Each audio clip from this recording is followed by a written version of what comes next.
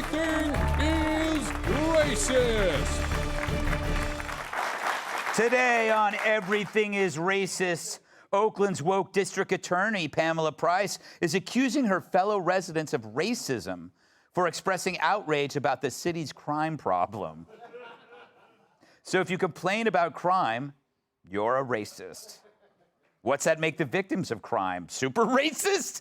It's kind of amazing in 2023 that hating crime is now a hate crime. Meanwhile, in Portland, Nike is permanently closing one of its flagship stores due to rampant theft. And that's after Nike offered to pay off-duty cops to provide security, which the city couldn't provide because it didn't have enough officers on staff. So Nike finally said, just screw it. So Tyrus, isn't it racist to assume that being critical of crime is being critical of blacks? Yeah. And she assumes, I guess, there are no black victims. Yeah. Yeah. I'm more upset. So when Nike first came out, and I was in college at the time, well, it was out for a while, but there was one store, we played Portland State, and you didn't even care about who you were playing. Yes. You were going to Nike headquarters. It was a big deal, and you go in there and you get all kinds of cool gifts and stuff, and now it had to close down. Like, that is where we're at. It used to be a place where people would literally take trips to want to say they walked into the official Nike store, and now it's just, that's where we're at. It's drives me crazy. And yeah, if I say, hey, you arresting people for crimes is racist, I'm assuming that everyone who's getting arrested is a minority. Yeah. Which makes me racist. Yeah. Like, that's the worst thing you could say. That's it's like every time something goes wrong, I bet a man did it. Yeah. You know, it's like that type of mindset. They just say things. Yeah. It doesn't have to make sense. Yeah. Just anything that's not part of their narrative, they want to get rid of police. They want social workers to come in and help you. So it doesn't matter. But until it happens to her. Yeah. Because when it happens to her, then all of a sudden it's going to be, where are the police? And we've got to get these people off the street. And might even use racial epithets to describe the criminals that robbed her. You know what's interesting? I was thinking about this, Riley.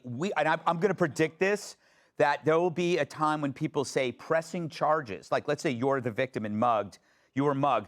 Somebody's going to say pressing charges against the person that mugged you is racist. Well, think back to that incident I had in San Francisco. Yeah. Where I literally was ambushed. I was mobbed. I was held for ransom for almost 4 hours. These protesters held me hostage with the officers in the room with me. The officers were being held hostage. And I'm looking at the officers, what is going on? And they told me they couldn't be seen as anything other than an ally to that community. They were scared. They were scared to do their own job. Oh, that's pathetic. Even the next day, the vice president of student affairs, Dr. Jamila Moore, at San Francisco State University, sent an email out to their student body. Again, keep in mind, they literally demanded that I paid them money if I wanted to make it home to see my family safe again. I was physically hit, all the things.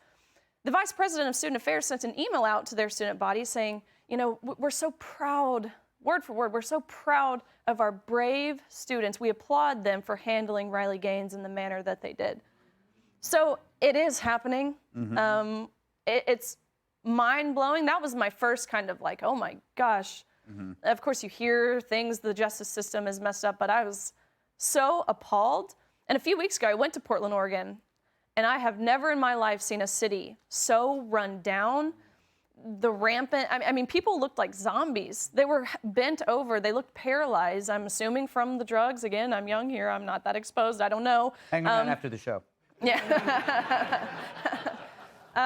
So yes, I think again, think of Thomas. We, in that situation where we were victims, I wholeheartedly believe we were victims of sexual assault by being exposed to a fully intact naked male where we did not give consent. We are being called bigots. We are being called all of the things, making us, they're trying to deem us as the oppressors, not the oppressed or the victims. Kat, you're going to be in Portland this weekend. Yeah. Do you want to borrow my body armor? No, I'll be good. How about my body spray? Would you stop asking me that?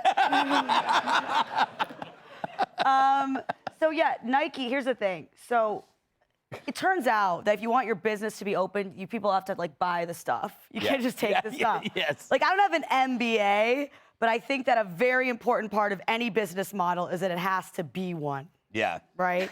Which is why I am doing a show in Portland on Sunday. I'm bringing Kennedy. It's going to be amazing. It's going to be the best time. Everyone's going to have a great time. But you do need a ticket. Yeah. Yeah. Or you can't come. Can't come in. They can't come in and steal Cat's hymn. Yeah, you can't steal me. You're worth more than $900. Real, thank you. That might be the nicest thing you've ever said to me. I think that is. It is. It'll be edited out. Yeah. Lee, this is how you actually, they found a way to end society. That the things you need to preserve society would be perceived as an injustice. Therefore, you can no longer survive as a society. New York is the only state in the entire country where a judge can't weigh dangerousness in setting bail. So Eric Adams, as the mayor of New York City, called on Democrats up in Albany to overhaul cashless bail to give judges discretion to weigh dangerousness. Danny O'Donnell, Rosie's brother, who is an assemblyman in Manhattan, a white liberal Manhattan Democrat, said dangerousness is code for black, implying that the black mayor was being racist.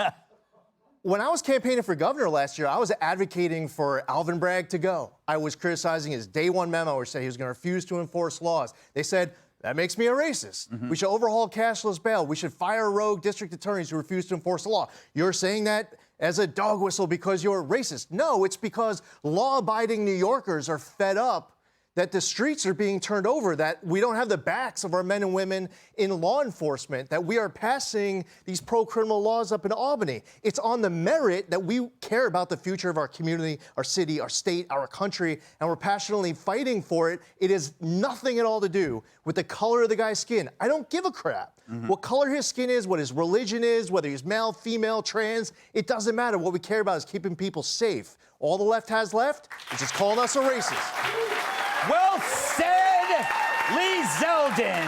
Hey, Sean Hannity here. Hey, click here to subscribe to Fox News YouTube page and catch our hottest interviews and most compelling analysis. You will not get it anywhere else.